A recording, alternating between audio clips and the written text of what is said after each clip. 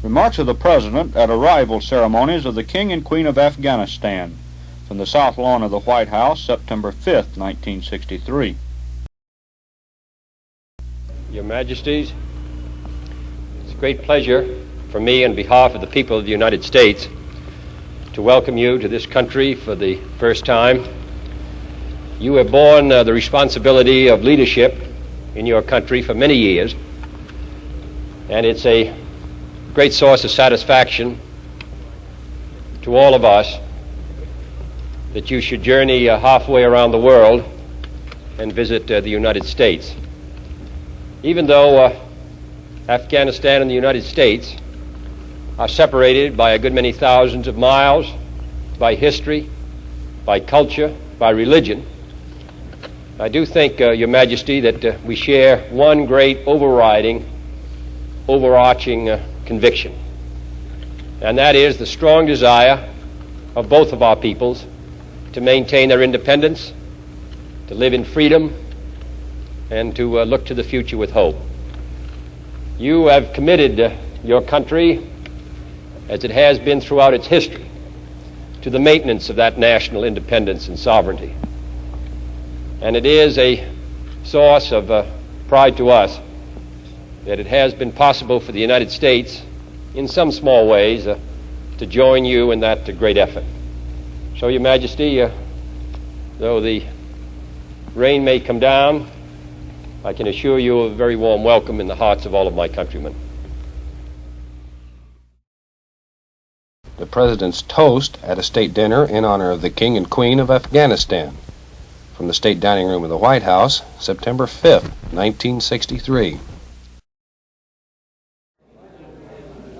I know that you all join me in expressing a very warm welcome to their Majesties. This is their first visit to the United States, and it's the first visit of any King and Queen of Afghanistan to this country. I think the fact that they come here and that this visit is the first is symbolic of a good deal of change in their own country and a good deal of change in the United States.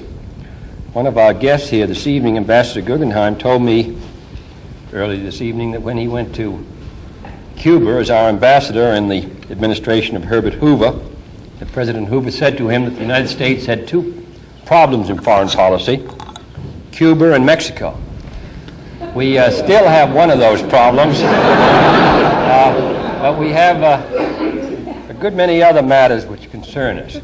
And I don't think that there is anything more remarkable than that this country, which lived a narrow isolation and a happy existence for so many years, should suddenly, in the short space of 25 years, become concerned with matters all around the globe, and that the security, independence, and well-being of the country which is led by His Majesty should be of such interest to the people of the United States, who live so far away, who are so removed by time and history, who perhaps know something of Afghanistan because of Alexander's March, or because of stories they may have read 30 years ago when they were growing up about life on the frontier.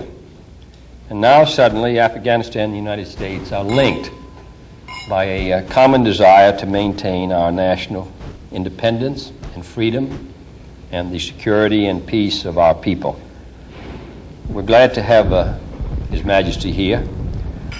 The United States Constitution says that the President should serve no more than 8 years, both for his own and the country's well-being. And yet His Majesty has led his country for 30 years, and he's still, in my terms at least, a relatively young man. That is an extraordinary record, and he has many, many more years of responsibility before him. That's a heavy burden if you look at the map and see where his country is located.